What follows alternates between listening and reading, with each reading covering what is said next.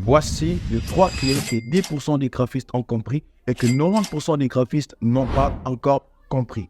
Il y a toujours une différence entre le professionnel et le débutant. Parce qu'il y a des choses que le professionnel connaisse et pratique et que le débutant ne connaisse pas et ne pratique pas. Alors, si tu veux découvrir ces 3 clés, je t'invite à rester jusqu'à la fin de cette vidéo. Ensuite, tu vas découvrir ces 3 clés. Tu pourras quitter le 90% pour rejoindre les 10%. Hey, c'est Dave Katoko, graphic designer professionnel, formateur en design graphique et CEO de l'agence Success Communication. Ici, je partage avec vous les astuces et conseils, les tutoriels pour vous aider à monter en compétences. Alors, si tu n'es pas abonné, je t'invite à t'abonner sur cette chaîne, à me laisser un pouce. La première deux clés, c'est l'apprentissage continu. Le graphiste professionnel ne se repose pas, ils sont à tout temps à la recherche de nouvelles compétences, de nouvelles techniques et de nouvelles tendances. Pourquoi? Parce que le monde du design évolue constamment. Chaque jour, on dort et on se réveille. Il y a de nouvelles fonctionnalités qui apparaissent dans les logiciels que nous utilisons. Adobe Photoshop, Adobe Illustrator, Adobe Premiere Pro, tous les logiciels que nous utilisons, il y a de nouvelles fonctionnalités. Et aujourd'hui, il y a encore beaucoup d'outils de l'intelligence artificielle qui ont vu le jour. Alors, nous sommes obligés d'apprendre continuellement. Par exemple, la manière dont on faisait pour détourer la photo vers les années 2010-2012, c'est pas pareil qu'aujourd'hui, parce qu'aujourd'hui, Photoshop a encore ajouté beaucoup d'outils qui permettent seulement dans quelques secondes de supprimer l'arrière-plan d'un objet, qui permet en quelques secondes de faire ou de couper de tâches qui à l'époque pourraient nous prendre des jours, voire même des semaines. Mais aujourd'hui, dans quelques minutes, quelques heures, on peut tout faire. Tout cela, pourquoi? Parce qu'il y a des nouvelles fonctionnalités. Par exemple, le designer graphique professionnel considère l'intelligence artificielle comme étant leur allié parce que ça leur permet d'être encore plus productif. Alors, le débutant, lui, considère l'intelligence artificielle comme étant une menace qui peut l'arracher son emploi, qui peut l'arracher son job.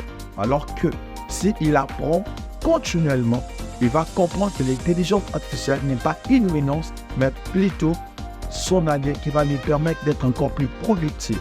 Pourquoi il faut apprendre continuellement? L'apprentissage continu te permettra de gagner du temps, te permettra d'être à jour, te permettra de comprendre de nouvelles fonctionnalités. Parce qu'aujourd'hui, il y a tellement d'outils de l'intelligence artificielle qui ont vu les jours qui permettent d'accomplir beaucoup de tâches en quelques minutes, en quelques secondes. Mais à l'époque, ça pourrait nous prendre beaucoup de temps. Comment apprendre continuellement?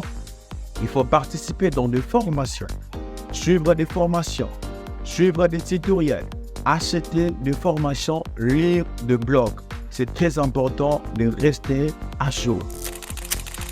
Deuxième clé, c'est la monétisation des compétences. Les compétences en design graphique ne suffisent pas à elles seules.